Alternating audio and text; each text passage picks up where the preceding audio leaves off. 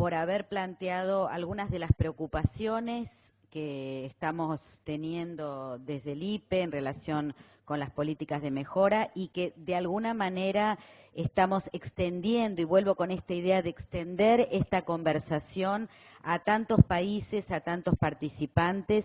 Y vamos a abrir ahora el espacio real de conversación, ¿no? Es decir, vamos a ir recibiendo, hay muchísimas preguntas, muchísimas afirmaciones, cuestiones que me parece, porque no son solo preguntas o dudas, sino que tiene que ver con posiciones que vamos a ir tejiendo en relación con esta región desigual y heterogénea, como se dijo ayer, como se repite hoy, pero que tiene que ver también con ese entramado de diferencias, y si lo pensamos a nivel de la institución educativa, vamos a encontrarnos en relación con los alumnos que no son todos iguales, que nuestros estudiantes en la región tienen diferencias tanto intergeneracionales, y se ve claramente con los aportes de la tecnología, pero también en relación a las diferencias intrageneracionales.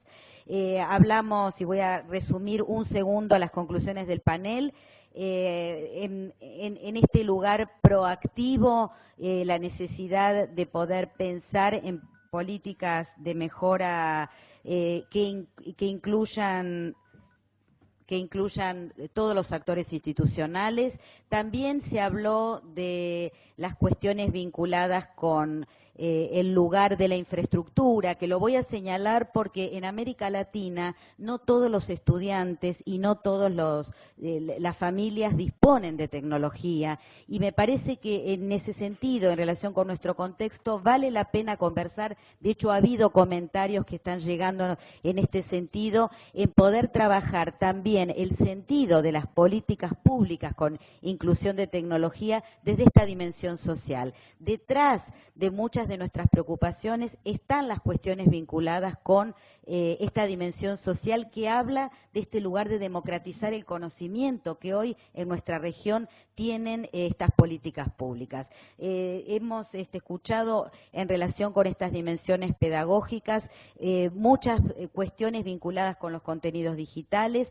Laura ha centrado en esto que llamamos el corazón curricular, polémicas inclusive en relación con el desarrollo del currículum, y voy a simplemente organizar un poco la cantidad de preguntas. Acá hemos conversado con los panelistas y en relación con esto voy a ir leyendo algunas, he resumido algunas de las preguntas que van llegando en algunos temas que me parece que pueden ser de interés para iniciar esta conversación, y vuelvo a señalarlo, va a continuar durante todo el día de hoy en los espacios virtuales, y mañana inclusive también lo vamos a dejar así.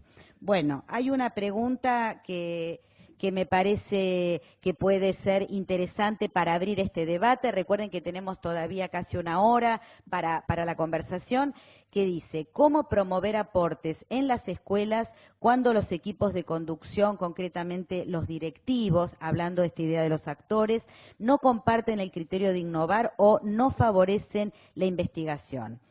Esta podría ser la primera pregunta. Y la segunda tiene que ver con tantas individualidades en los equipos docentes, creo que refiere también a la misma línea temática: ¿cómo acordar coherentemente las estrategias de enseñanza en las instituciones? Sí, iban dirigidas a mí. Estas son preguntas dirigidas a Laura en relación con su presentación. Bien. Muchos conocemos las investigaciones que se han hecho a propósito de las evaluaciones estandarizadas de los factores asociados a logros, entre los cuales aparece el tema de el rol que juegan los directivos. Y yo quiero volver, y que es central el rol de los directivos. Cuando hay directivos que promueven, que tienen una capacidad de liderazgo y demás, las escuelas está probado que funcionan mejor.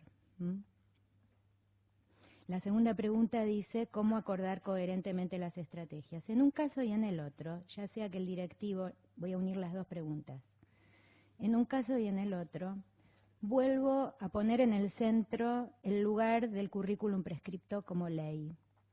que regula las prácticas de enseñanza. Entonces no es en una escuela la decisión del directivo innovar o innovar por él solo, no es una decisión de los individuos innovar o no innovar, ni siquiera de los docentes que están en esa escuela innovar o no innovar, o trabajar de un modo o del otro, retomando algunas de las cuestiones que se planteaban recién, sino que el cambio en la propuesta o aquello que hay que hacer en la escuela está regulado por una ley.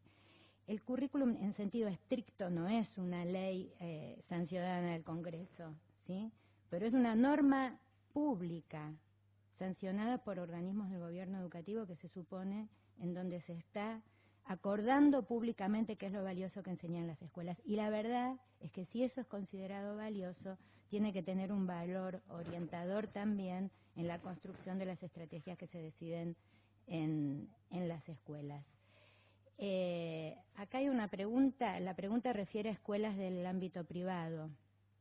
No refiere a escuelas del ámbito público. Quizás en las escuelas del ámbito privado los sistemas de regulación de las prácticas docentes pasen no solo por la propuesta educativa, sino por regulaciones de índole laboral que pueden tener impacto luego en sus situaciones de permanencia o no en el equipo docente de una escuela. Entonces me parece que ahí la problemática se complejiza, porque hay decisiones concretamente de contratación, de contratar o no contratar a un docente que adecua su estrategia a lo que es el ideario o la concepción que la escuela tenga.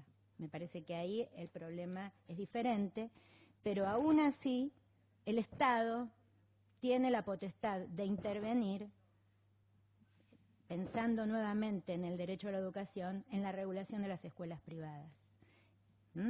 Y hay ciertos contenidos que deberían ser garantizados para todos, aún en las escuelas privadas, sean escuelas de comunidad, escuelas religiosas, sean las que sean. Y desde esa regulación, vuelvo a decir, el carácter que tiene el currículo como una regulación que hace a la ley, digamos, a la instalación de la ley y a la posibilidad de ejercicio de un derecho.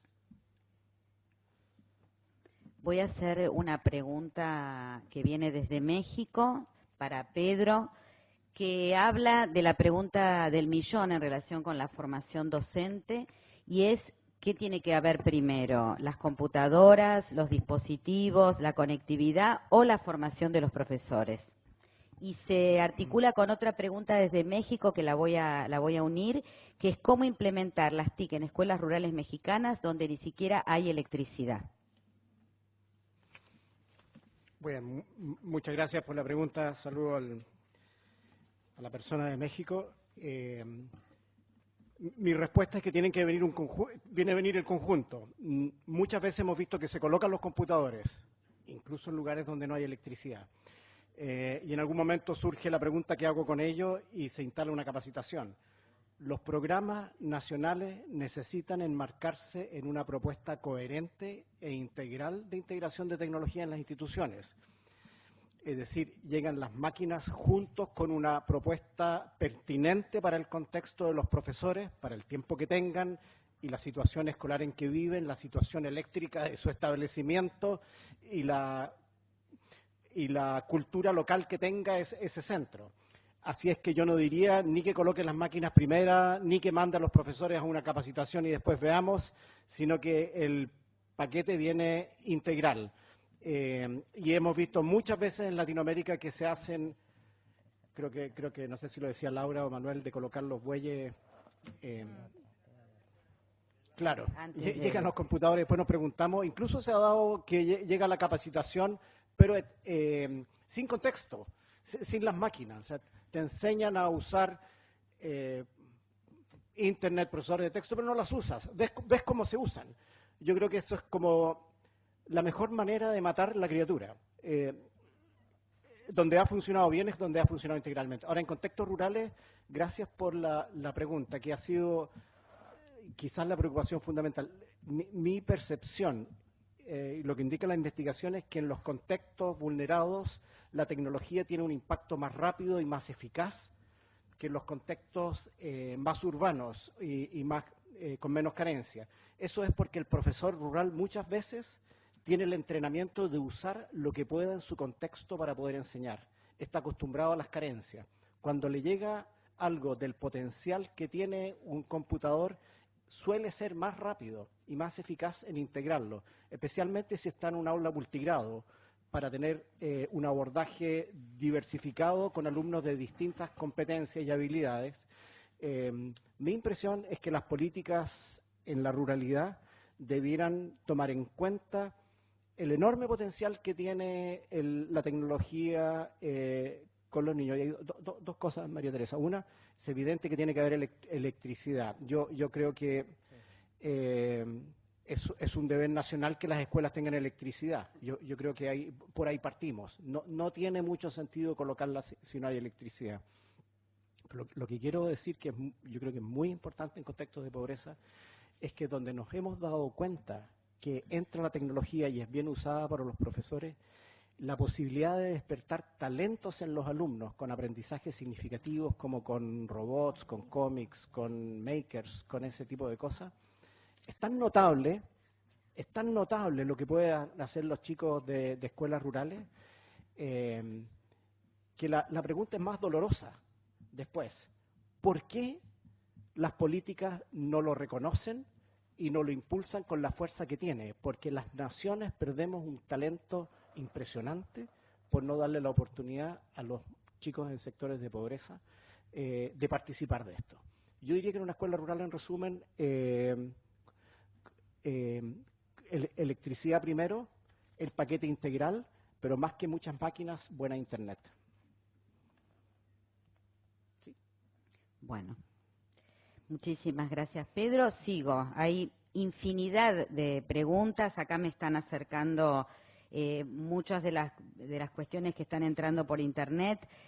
Yo creo que hoy para América Latina el tema de la conectividad es una de las deudas pendientes que tenemos, y en esto voy a decir algo que me parece que hay que también debatir, y es que la banda ancha en la región tiene que ser simétrica, porque estamos teniendo en muchos de nuestros países un ancho de banda importante para bajar los contenidos, pero no para subir contenidos relevantes propios y de creación de la región. En esto creo que parte de lo que también tendríamos que poder discutir, y acá miro más a mis amigos TIC, tiene que ver con la cuestión vinculada con el lugar emancipador que la tecnología puede traer para muchas de las brechas, brechas digitales y brechas educativas que tenemos.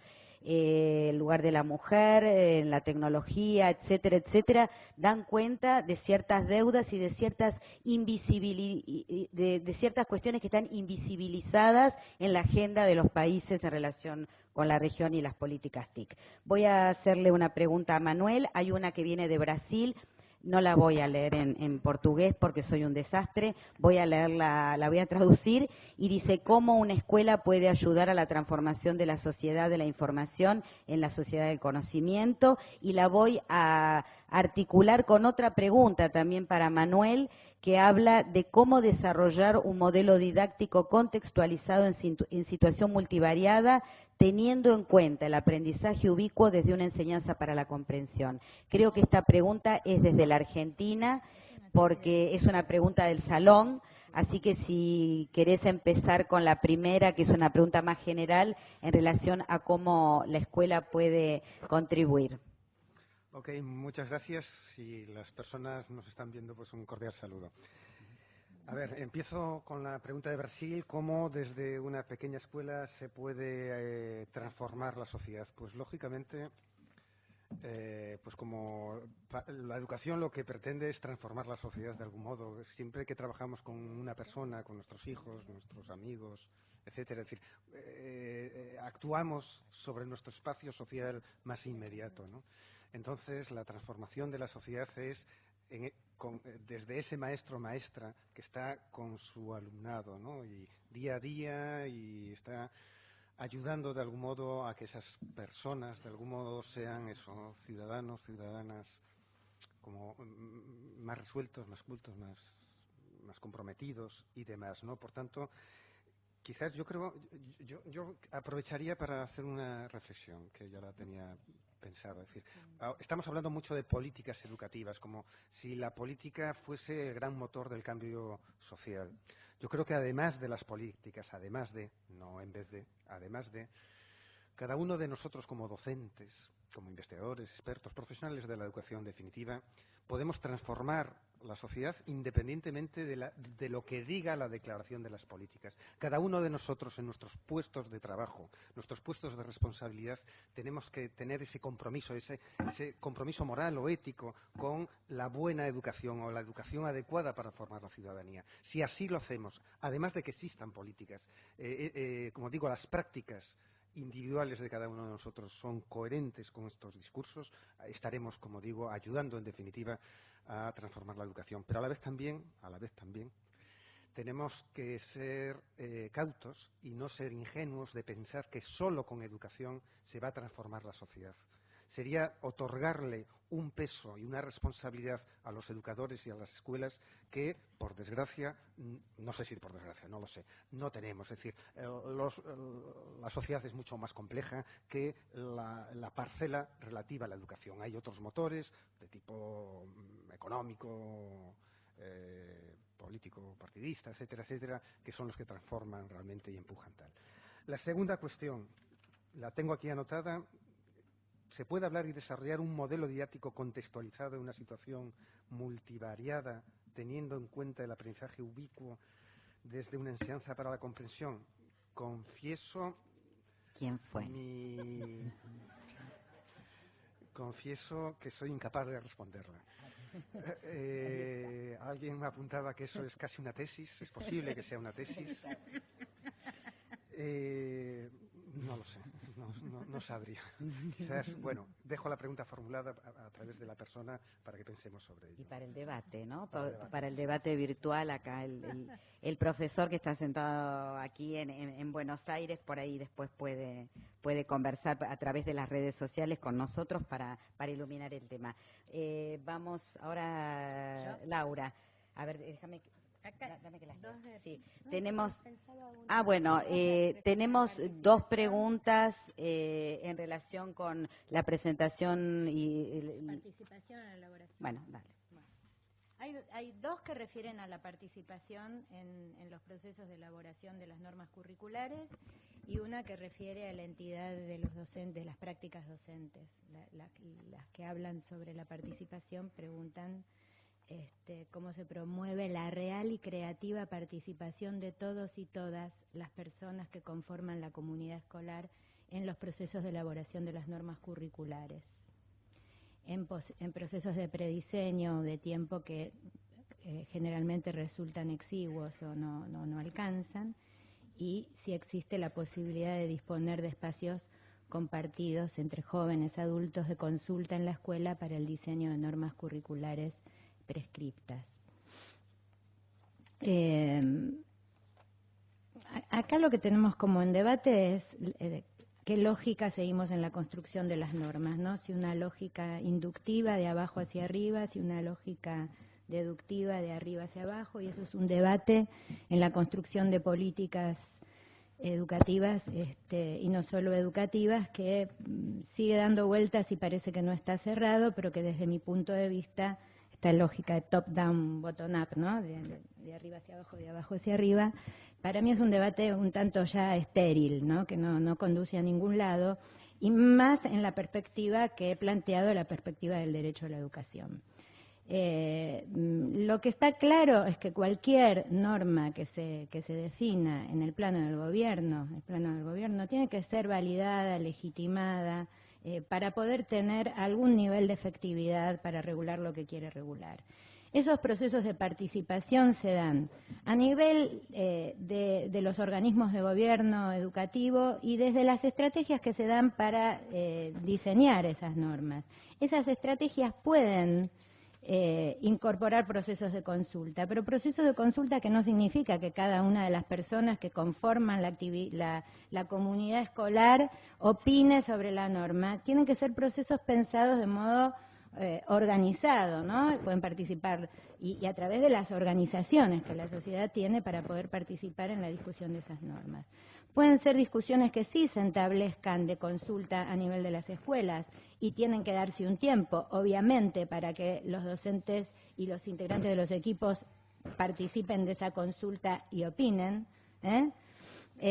porque si no esa discusión es una discusión que sabemos que es banal o que no ayuda, digamos, o es mentirosa en términos de la participación, pero también a través de lo que son las organizaciones, los gremios, las organizaciones de docentes, las organizaciones, bueno, hay en diferentes países organizaciones de profesores de ciencias, de profesores de historia, digamos, hay diferentes tipos de organizaciones que pueden intervenir y también se pueden generar consultas a la comunidad a través de diferentes estrategias, consultas también a los jóvenes y a los que participan de los procesos de enseñanza ahora. Esa consulta que uno puede hacer a los jóvenes o a los niños, yo no quiero ser demagógica, ¿no?, con esto que estoy diciendo. La verdad es que había un Stenhouse, nuevamente, decía, ¿qué debe hacer la escuela? Enseñar aquello que a los alumnos les interesa aprender o preocuparse por lograr la forma de interesar a los alumnos en lo que nosotros consideramos valioso enseñarles. Esta es toda una vuelta sobre la escuela nueva, que tenía el principio del interés del niño como principio rector. Y es una vuelta que hemos dado en todos estos años. Entonces, esto también se vincula con el top-down y el bottom-up. ¿Qué tiene que hacer una política pública? ¿Recoger solamente aquello que desde una demanda se plantea como necesario o también, o proponer desde una discusión pública aquello que se considera valioso? Entonces, ahí hay un interjuego entre la participación que se da y que se da a través de diferentes niveles y la expresión y el motor que tiene que venir también desde quienes definen el sentido de una política pública, que son desde los organismos de gobierno y desde los organismos de legislación en una democracia, ¿no? La otra cuestión es una pregunta que dice, ayer se habló de trabajadores y se habló de servidores públicos, cuando se habla hoy se habló, no ayer, ya tengo los tiempos un poco cambiados, y de servidores públicos de primera categoría. ¿Por qué no se habló de profesionales? Bueno, yo considero que los docentes son profesionales, no son profesionales autónomos. Son profesionales que ejercen un trabajo regulado en un sistema público de enseñanza. Y esa regulación no impide o no limita o no afecta en nada su capacidad de ser creativos, de trabajar bien, de enseñar lo que tienen que enseñar.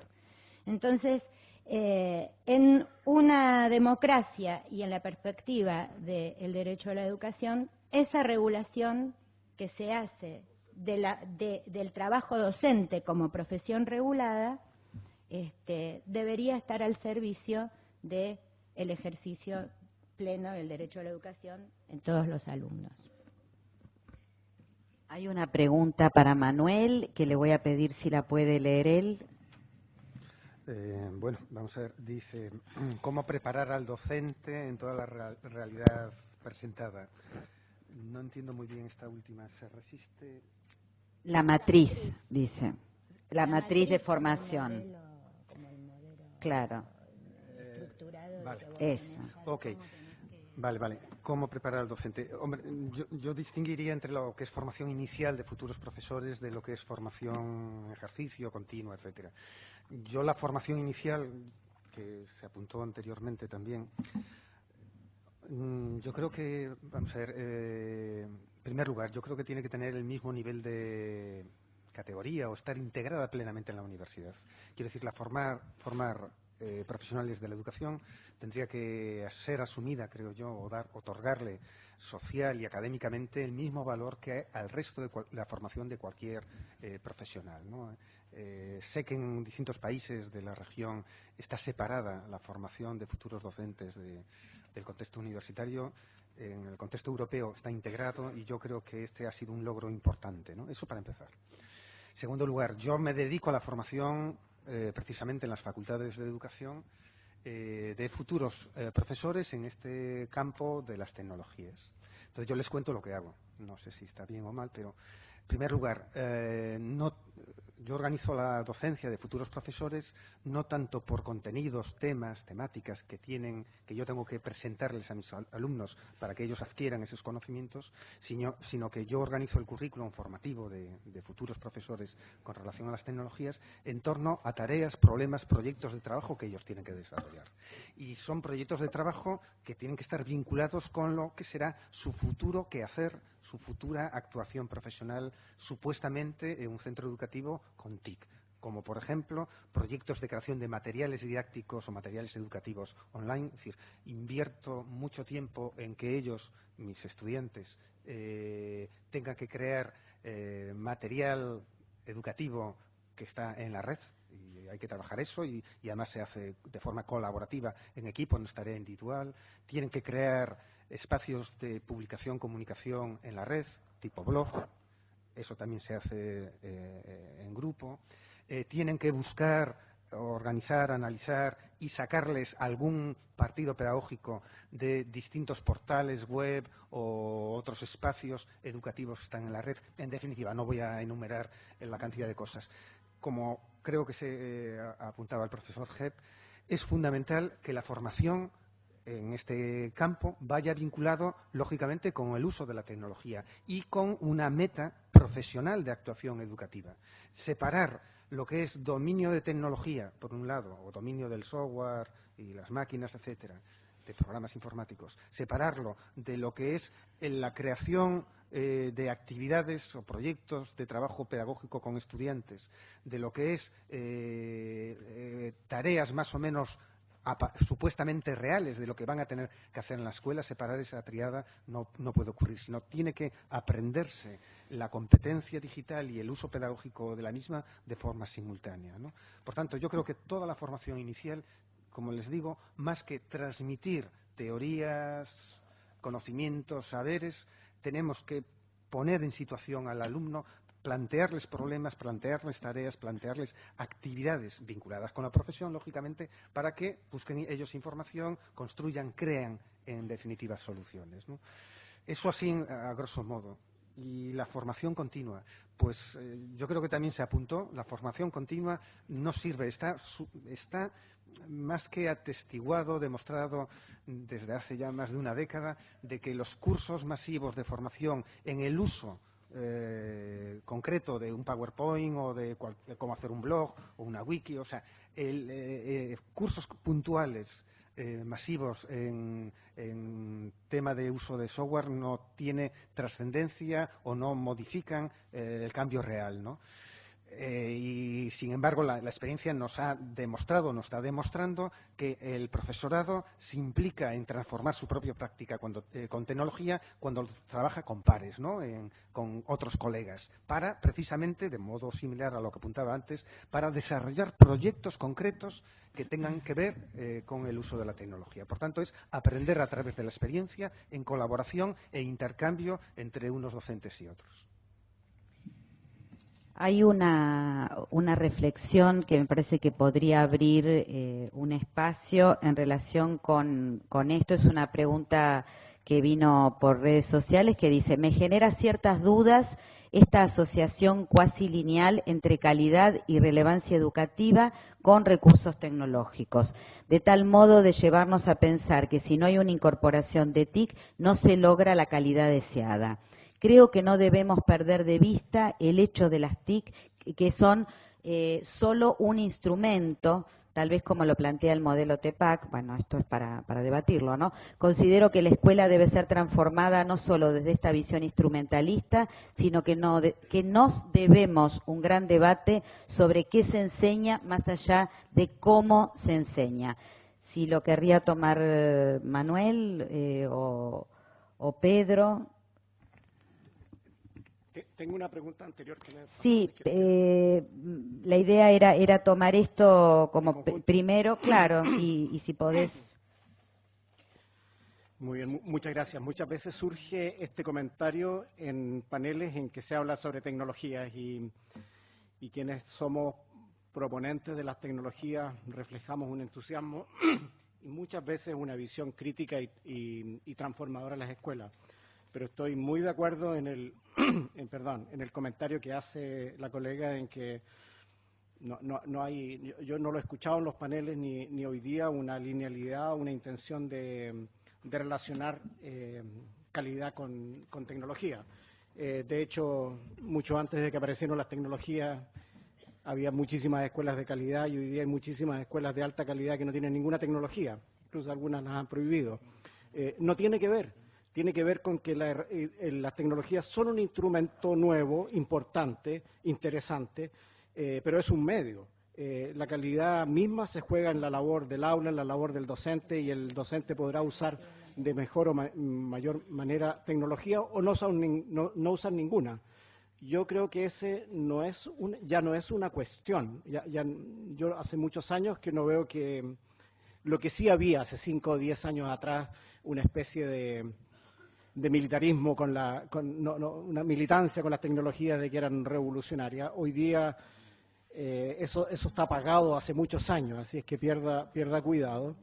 Hoy día las tecnologías siempre se colocan como un medio, siempre se ofrecen como algo que el profesor puede o no puede tomar y usar para potenciar sus aprendizajes.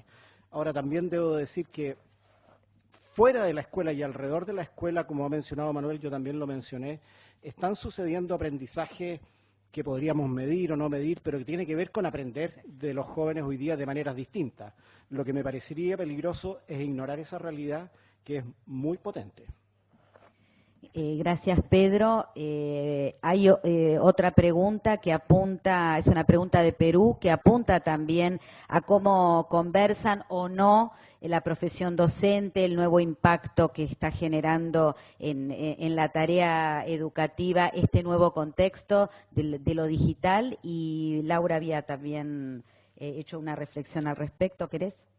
No, yo escuchando, ¿no? Pensaba este tema de la relevancia del hacer para aprender.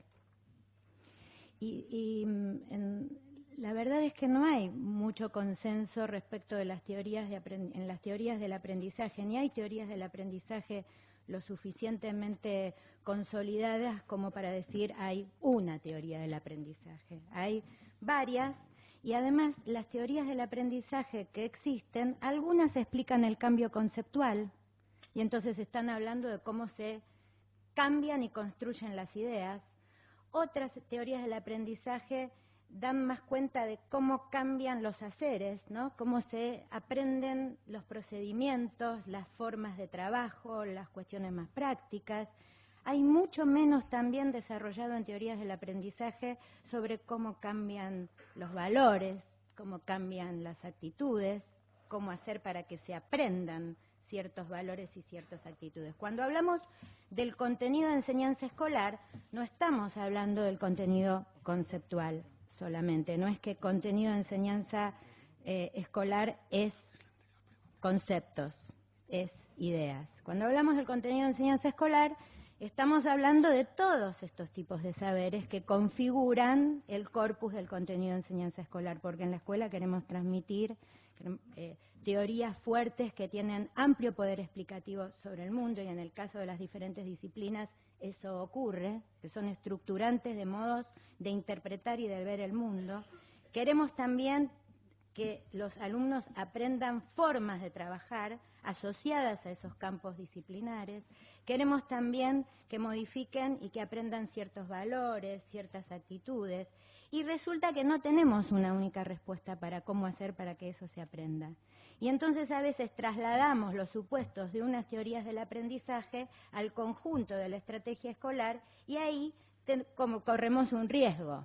Había un pedagogo español, que ya no recuerdo el nombre, pero muy antiguo también, que decía, cuando se habla del cambio cognitivo, cuando se habla del cambio de las ideas, un alumno es activo, no cuando mueve su trasero, cuando se mueve en el aula, sino cuando mueve sus ideas. Por lo tanto, podría ser que alguien esté sentado, como están ustedes sentados ahora, y esté en un proceso cognitivo superactivo, reconstruyendo, repensando las ideas si es que lo que nosotros les estamos aportando les sirve para que hagan esto.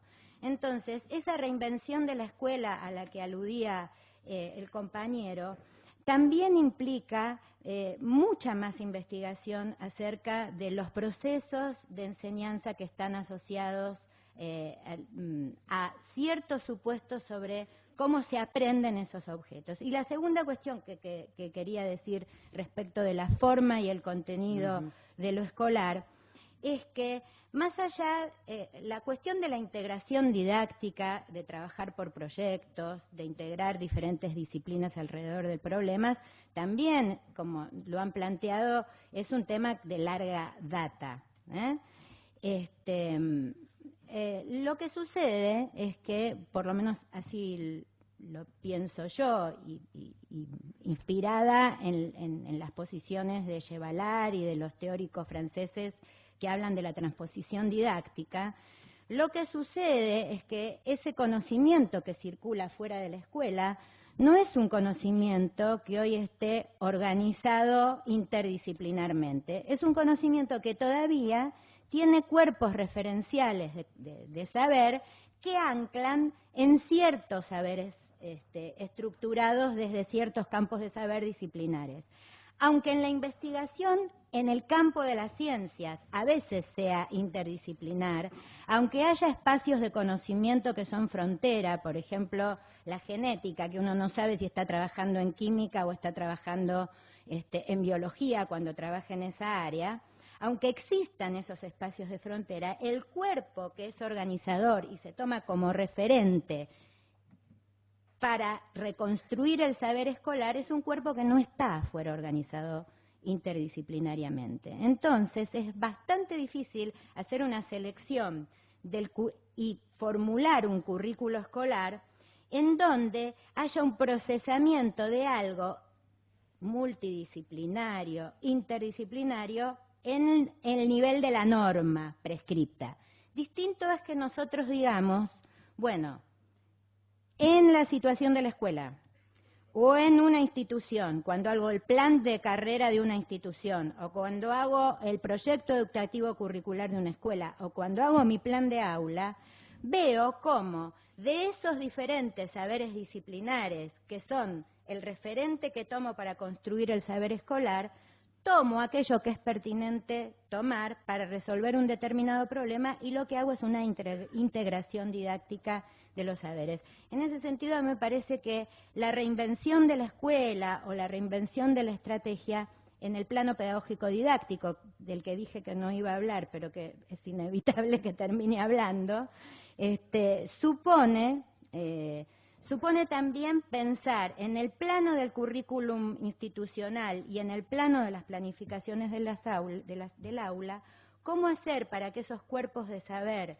que son potentes, que son valiosos, que forman parte de la cultura elaborada y que por eso los estamos poniendo como contenido de enseñanza escolar, cómo hacer para que tengan sinergia entre ellos, para que se vinculen, para que se potencien y para que, en definitiva, los alumnos logren ser competentes, pero competentes en el sentido amplio, digo, en el sentido de que manejen saberes de índole conceptual, modos de operar propios de los diferentes campos de saber en los que están trabajando y las actitudes que se asocian también a esos campos de saber, porque cada campo de saber también tiene una serie de actitudes. No es distinta a la actitud frente a la construcción del saber que se tiene a lo mejor en el campo del arte que a lo que se tiene en el campo de las ciencias.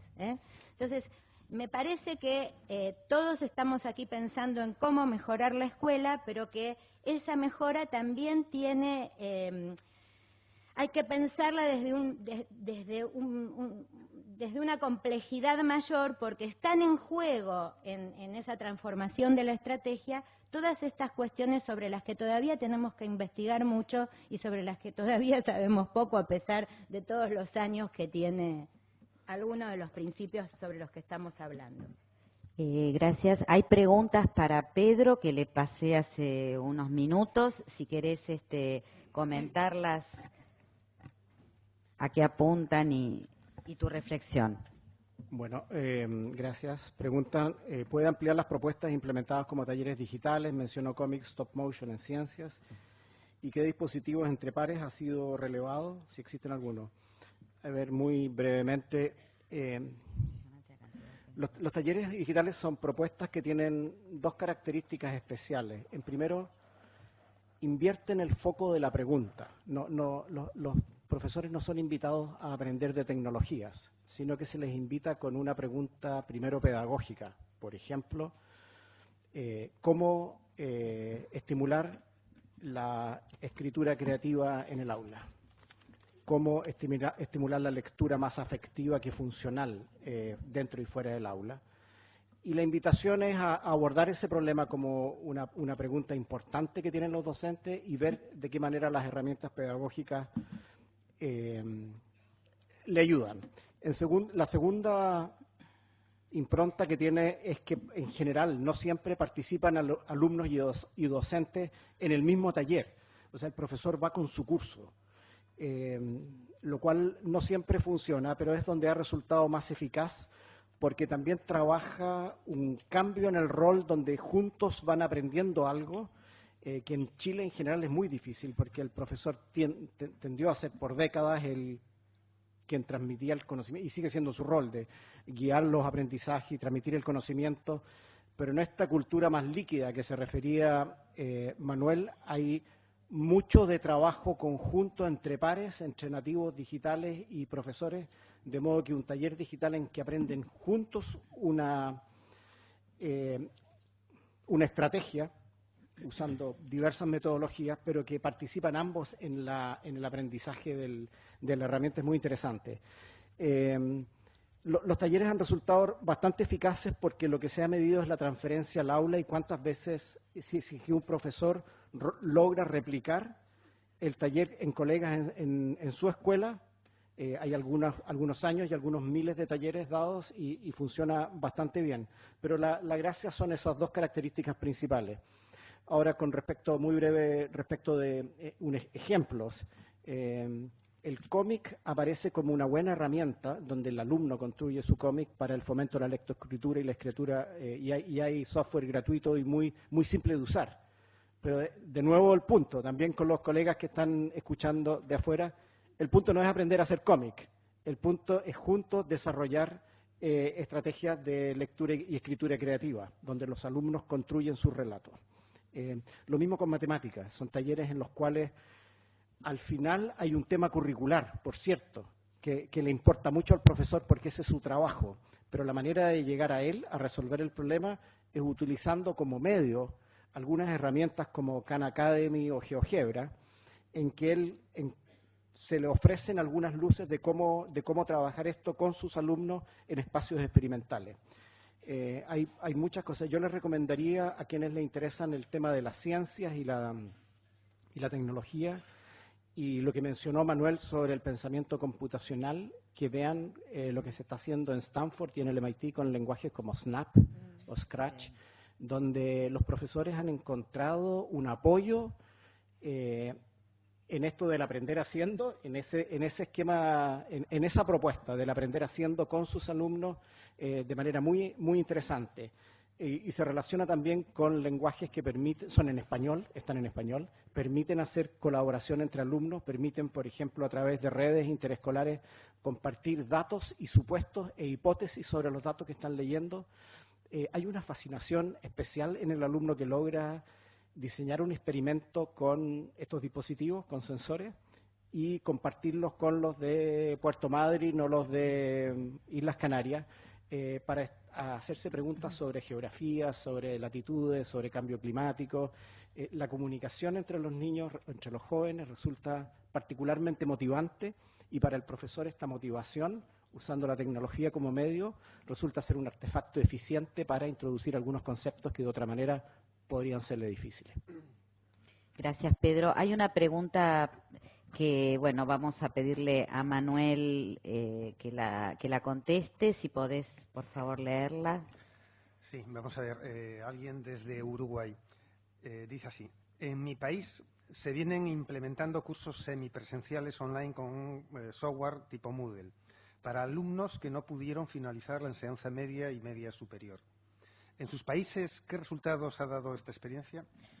Bueno, la utilización de recursos online tipo aulas Moodle o similares para la formación, capacitación de estudiantes, de medias e incluso de universidad, es algo que se está generalizando. Yo colaboro allí en las Islas Canarias con una de las instituciones que se dedican precisamente a ofertar lo que llaman el bachillerato a educación a distancia, es decir, la media superior debe ser.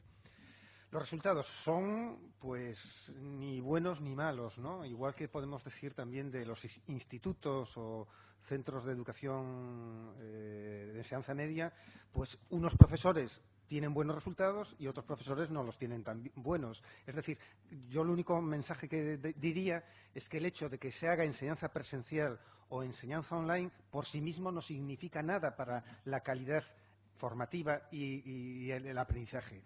Va a depender muy mucho del planteamiento didáctico-metodológico que desarrolla un profesor o una profesora, sea de tipo presencial o sea online. En principio, si la sociedad actual, la sociedad del siglo XXI, está ofertando servicios de banca online, de administración online, de agencias de viajes online, ¿por qué no hacer también formación online, ¿no? Con sujetos que ya son jóvenes, es decir, son alumnos que ya se manejan en las tecnologías? ¿Por qué no hacerlo? El problema está, insisto, en la calidad del diseño pedagógico y de la práctica pedagógica que se desarrolla dentro de Moodle, ¿no? Pedro, ¿querés hacer algún comentario en relación con la experiencia chilena de formación a través de Moodle para terminalidades secundaria? Si no, seguimos con hay millones de preguntas, así que... Sí, muy rápido. La experiencia chilena con uso de plataformas virtuales no ha sido del todo feliz, debido a que en nuestra cultura la presencialidad y el contacto humano en la profesión docente es muy importante. Yo diría que lo que está funcionando y se está experimentando son lo que llaman las estrategias blended, en que hay momentos de reunirse físicamente y conocerse cara a cara y saber quién es quién, luego trabajo virtual con finalización blended, porque si es que en parte de en general, muchos de estos cursos tienen el objetivo de iniciar comunidades de pares, de profesionales, por ejemplo, profesores de lenguaje de escuela unidocente, mis favoritas, como han visto, y por lo tanto la mantención en red de estas redes es muy importante, pero para criarlas, para nutrirlas, todavía en nuestra cultura la presencialidad en algunos instantes parece necesaria. Gracias. Acá tengo una pregunta para la mesa, dice directamente así, y la voy a relacionar también con otra que llega desde Colombia. ¿Favor hacer alguna referencia al uso del español en las TIC y las persistencias de las lenguas de los pueblos originarios? Creo que esto es un tema importante en relación con qué circula por Internet y en qué idioma, y si alguno de los ponentes quiere tomarla, agradeceríamos. Y hay otra que tiene que ver, que es la de Colombia, dice, la subutilización del uso de las tecnologías por parte de los docentes se hace más evidente en aquellos que trabajan en instituciones ubicadas en zonas remotas. Otra dimensión de la brecha, ¿no? Por la falta de recursos tecnológicos, tanto para su propio aprendizaje como para la enseñanza. ¿Cómo hablar de equidad? Reflexiona la persona que ha hecho esta pregunta. Participación docente en las políticas de formación docente en estas circunstancias. ¿Quién la querría tomar? Yo. Laura. No, yo quiero hacer un comentario muy breve. Hace unos cuantos años tuve la oportunidad de estar haciendo una pasantía de estudio y de trabajo en un país europeo, en Escocia, un país muy pequeño y un país con un presupuesto educativo bastante importante, ¿no? Y hace muchos años estoy hablando de esto. Las primeras escuelas donde ellos se preocuparon en poner la conectividad fueron las escuelas más aisladas, las escuelas que estaban más lejos, y ahí pusieron toda la energía. Y esa fue la forma de integrar no solo a los chicos, a los alumnos, sino también de llegar a los docentes, porque esos docentes sí tenían una sensación de soledad tremenda, esos que están aislados. Me parece que, y esto lo quiero vincular con otra cuestión, con un artículo que leí hace poquito también en Internet, y en una página de un organismo de cooperación internacional, donde se mostraban distintos niñitos que viajan todos los días para ir a la escuela, cruzan montes, cruzan desiertos, situaciones de lluvia, ¿eh? Y entonces en el artículo lo que se valoraba era el interés de esos chicos y el valor que le otorgaban a la educación escolar, que todos los días atravesaban montes, montañas, lluvia, viento, frío. Y yo cuando termino de leer eso digo, pero esto es inadmisible hoy. Esto no es un valor para recuperar desde el lado de los niños en términos de la voluntad de aprender, sino que es absolutamente un disvalor para pensar en quiénes estamos organizando la propuesta educativa y cómo facilitamos el acceso al saber. Y la verdad es que yo creo, y lo ligo con lo que dije antes de Escocia, que estas tecnologías nos permiten poder eliminar estas situaciones, porque sabemos que esos chicos no van todos los días a la escuela y sabemos que cuando llueve mucho no llegan y no nos tenemos que ir a lugares remotos como aparecía en este artículo. Pasa en el Tigre, por ejemplo, acá voy a dar un lugar local de Argentina, que es es una localidad que queda a 1 hora de viaje de acá, de la capital. Ahí hay un archipiélago, un delta, perdón, que es el delta del río Paraná, y ahí hay islas. En esas islas, cuando llueve, los niños no llegan a la escuela. Y en el conurbano también muchas veces sucede eso. Entonces, uno puede usar estos recursos también para facilitar el acceso al saber y repensar la estructura organizacional de la escuela, que es de lo que había planteado al principio, pudiendo ver qué cosas se pueden hacer a distancia, qué cosas sí o sí se tienen que hacer de modo presencial, cómo se puede monitorear o tutorear los procesos de aprendizaje de los niños a distancia, cómo se le pueden acercar materiales a distancia sin perder la dirección que nosotros le queremos dar a la enseñanza, porque esa dirección es una dirección política. El lugar de el aprendizaje, estoy segura, los jóvenes hoy aprenden y mucho a través de las redes sociales, pero quizás no están aprendiendo lo que queremos que aprendan. Entonces yo sigo pensando en la asimetría, sigo pensando en la necesidad social y política de que las sociedades y las generaciones transmitamos saberes que consideramos valiosos a los jóvenes, porque pensamos que esos saberes los ayudan a formarse como personas, los ayudan a formarse como ciudadanos, y que allí hay las tecnologías son un recurso muy potente que tenemos, que no tenemos que tener miedo que la función de transmisión del saber o la función del docente o del profesor va a morir por eso. No, al contrario, tenemos un recurso potente para poder fortalecer nuestro rol como educadores dentro de los sistemas educativos y facilitar y promover el acceso de todos los jóvenes y todos los niños a la educación, facilitando también, como en el caso de situaciones de barreras geográficas o de dificultades de otra índole, que el contacto con el saber que consideramos valioso sea permanente. Sí, Pedro. ¿Puedo agregar sobre Pero por la supuesto, interculturalidad? sí. Primero una anécdota. Me acuerdo que cuando colocamos Internet en las escuelas, en los 90, el ministro de Educación me preguntó, ¿no será peligroso? ¿No será que... Dos peligros me advirtió el señor. ¿No será que los alumnos van a comenzar a hablar en red entre ellos y tal vez organicen tomas? Y me dijo, ¿y no será que estaremos incentivando a los sindicatos de profesores para que se comuniquen con red y organicen mejor las huelgas?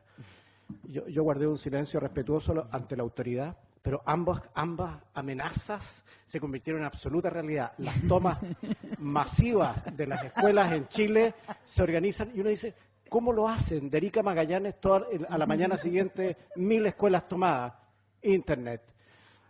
Soy totalmente inocente, pero el hecho de colocar Internet ha provocado manifestaciones de la sociedad que las jerarquías no siempre miran con gusto. Respecto a la interculturalidad, yo vengo de Temuco, territorio mapuche. Nuestras escuelas son todas las escuelas de la ruralidad y de la suburbanidad tienen componentes mapuche, que es una cultura oral muy combativa, notablemente desconocida y muy estigmatizada, y a través de proyectos de investigación de robótica educativa y trabajando con mapuches, quimches, en redes de indígenas de Latinoamérica, constaté algo que me pareció tremendamente valioso.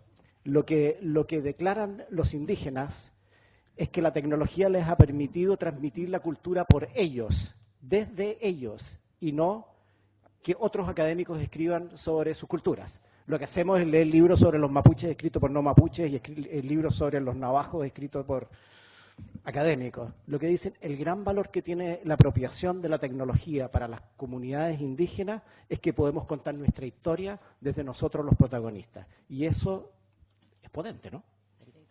El lugar emancipador, ¿no?, que hablaba hace un ratito de la tecnología para nuestra región. Bueno, voy a tener que elegir las dos últimas preguntas para cumplir en el horario y llegar.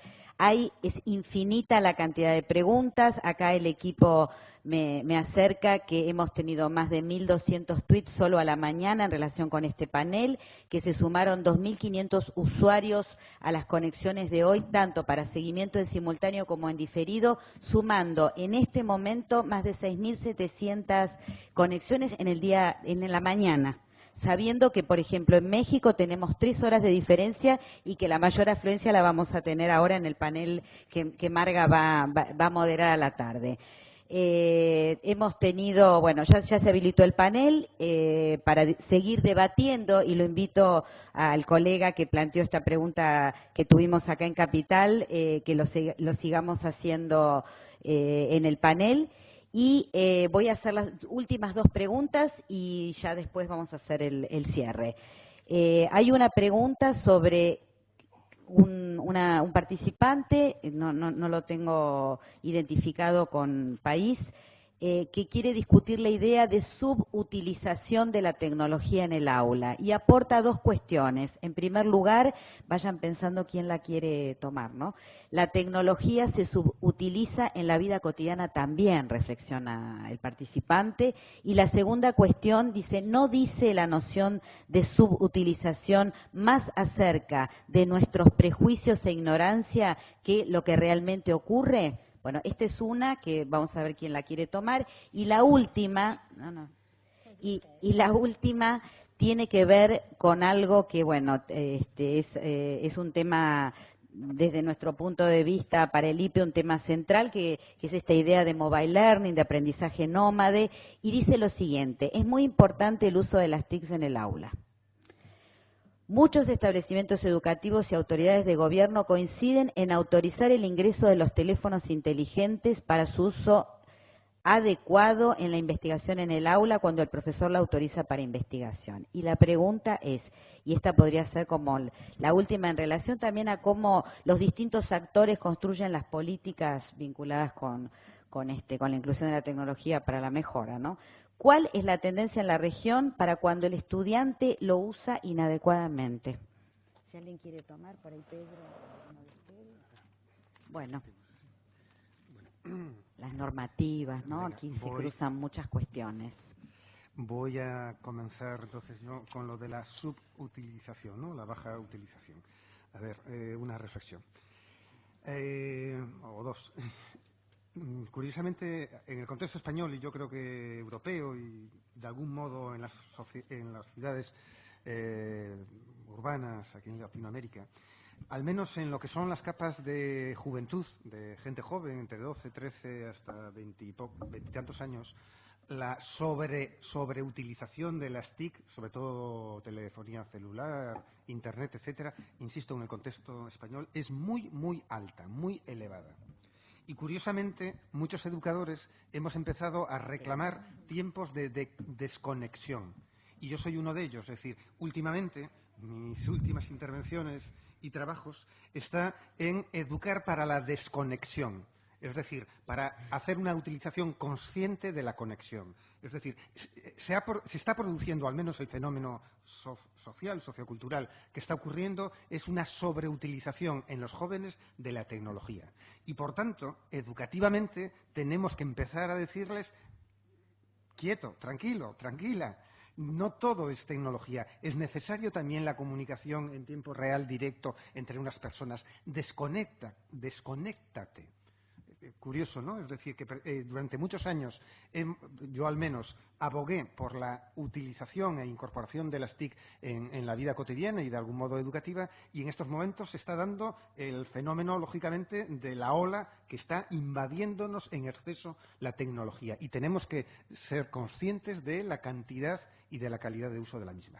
Esto lo traslado también al mundo educativo y de aula.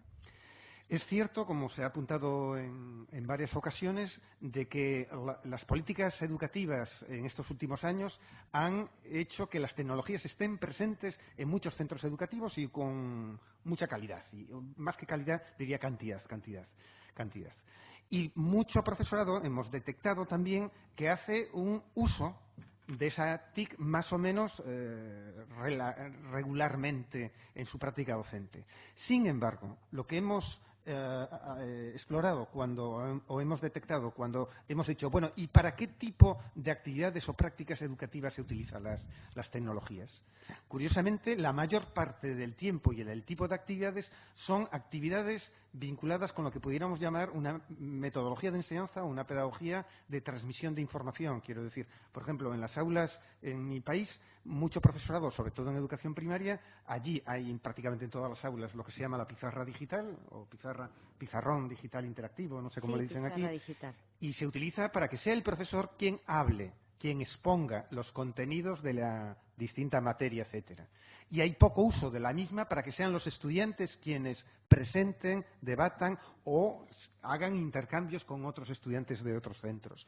Hemos detectado que se utiliza también muchas computadoras, sobre todo las salas de laboratorio o planteamiento de ejercicios, planteamiento de actividades en el aula con computadoras pequeñas para que los alumnos hagan y completen ejercicios online, que son muy similares a los que están ya en las páginas de los libros de texto. En definitiva, y no abundo más, el mero hecho de que se utilice de forma continuada tecnología, en sí mismo ese hecho no significa nada, al menos si no lo analizamos desde un punto de pedagogía crítica. No significa nada.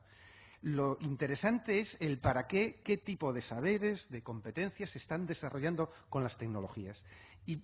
Y curiosamente, vuelvo y acabo y doy la palabra, últimamente estoy defendiendo ante mis colegas maestros, docentes en el contexto español, estoy defendiendo la necesidad de la utilización de los libros de papel. Estoy reivindicando que ante tanta presencia de tecnología no se monopolice el tiempo escolar solo con el uso de la misma, sino que la escuela, y en particular las aulas, se conviertan en una especie de centros multimedia o centros de recursos. Y defiendo esto, y en concreto la cultura del papel, porque en los hogares españoles prácticamente están desapareciendo lo que podríamos llamar los libros o la cultura del papel o la cultura de la letra impresa. Las familias, y hay datos sociológicos que lo atestiguan, no gastan dinero en ese tipo de cultura impresa, sino solo en la cultura vinculada con la tecnología, acceso a Internet, televisión digital, celulares, etcétera, etcétera. Y esto está produciendo, y estamos empezando a detectarlo, desigualdades o desequilibrios entre familias que sí tienen acceso, o sea, porque lo conciben y conservan y cultivan la cultura del papel, la cultura letrada, de lectura narrativa, lenta, etcétera, frente a ese otro tipo de cultura de lo digital, que, insisto, no sé si es mejor ni peor, digo que es diferente, basada en el microcontenido, en la inmediatez, en la rapidez, etcétera. Y la escuela tendría que ser la institución social que dé, como decía antes, esta igualdad de oportunidades formativas en la cultura letrada, en la cultura digital. Nada más, perdón. Gracias, Manuel. Pedro, hacemos la última reflexión sobre... Las dos grandes preguntas y difíciles, la de su utilización y la de tendencias con las redes sociales. La subutilización es un concepto no muy bien definido, depende de qué es lo que uno esté mirando con la subutilización. Yo creo que tiene dos vertientes. Una, en Chile, de nuevo, muchas escuelas que recibieron computadores no los usaron y los guardaron bajo llave por el problema de que viniera el Ministerio de Educación y le encontrara que algunas máquinas están malas. Eso fueron cientos de casos donde uno veía con tristeza de que nadie nunca usó el computador y era mejor tenerlos todos limpios y nuevos y en sus cajas si es que venía la supervisión. Eso se resolvió, pero de ahí surgió mucho la idea de que, sin decir cuándo y cuánto está bien utilizado, que hay una herramienta cara y potente, comunicacional y pedagógicamente con muchas posibilidades que podría usarse más. En segundo lugar, como dije, y aquí probablemente me gane un par de detractores de los que son más de la línea tecnocrática, muchas veces en los debates sobre tecnología ha habido una pretensión de que con las tecnologías se debiera revolucionar la educación. Esto es una revolución, compañeros. Y aquí hay que tomar las tecnologías para transformar radicalmente el aula. Cuando muchas escuelas y muchos profesores que nunca han usado la tecnología son excelentes, no la necesitan. Lo que quisiéramos, y muchas escuelas innovadoras que han tratado y que han explorado el uso. Con respecto a la subutilización y a comenzar a utilizarla más, lo que parece más efectivo no es la revolución, sino que la evolución. O sea, el profesor que en algunos instantes de su clase expositiva tiene algunos temas que le son difíciles de que sus alumnos los aprendan, utiliza el recurso, me imagino una clase de geografía, activando Google Earth con un proyector en el aula por unos 10 minutos, haciendo una discusión con imágenes de Islas Canarias y de donde sea, que es fascinante, y volver a la materia. O en una clase de matemáticas entrar con GeoGebra o con Khan Academic, o lo que ustedes quieran, un cómic. Pero el profesor que ha ido dando pasos de integrar cuando corresponda pedagógicamente para mejorar los aprendizajes, parece más efectivo que la revolución. Y solo decir, María Teresa, Margarita está ahí, la tengo muy presente, es que el tema de las redes sociales en educación es un temazo complejo y no resuelto. Fíjense que la corriente más fuerte de Estados Unidos, diría yo, y los anglosajones decían, hay que incorporar los celulares y las redes sociales en Internet urgente porque eso es lo que los alumnos están usando en sus vidas diarias y los profesores reclaman que son unos distractores enormes. Pero lo que está surgiendo es que muchos jóvenes en distintos contextos están diciendo que las redes sociales son artefactos que usan en su vida personal, no la quieren incorporar en la escuela, porque la escuela tiene otro sentido para ellos. Ustedes pueden discrepar de mi interpretación, lo que quieran, pero lo que dice en la investigación es que cuidado con que no dejarse vislumbrar por las redes sociales dentro del aula por dos razones, porque los alumnos resienten que el profesor se meta en sus espacios privados y que muchas veces no conocemos estrategias ante instrumentos que resultan ser distractores.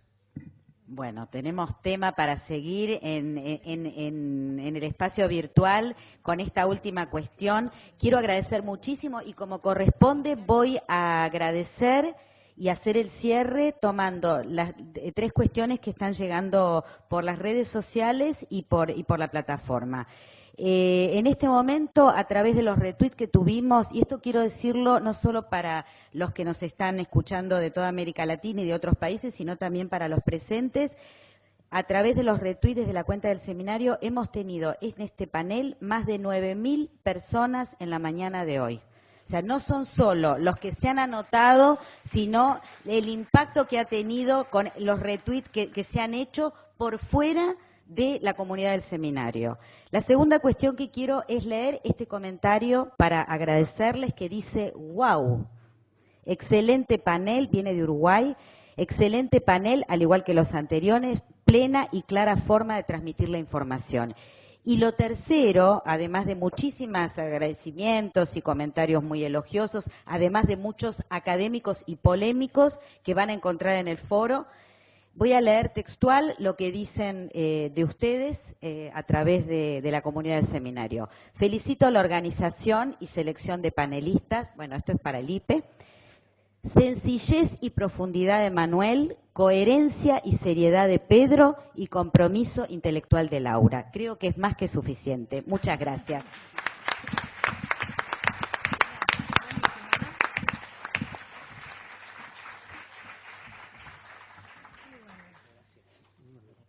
Pues nada, encantado.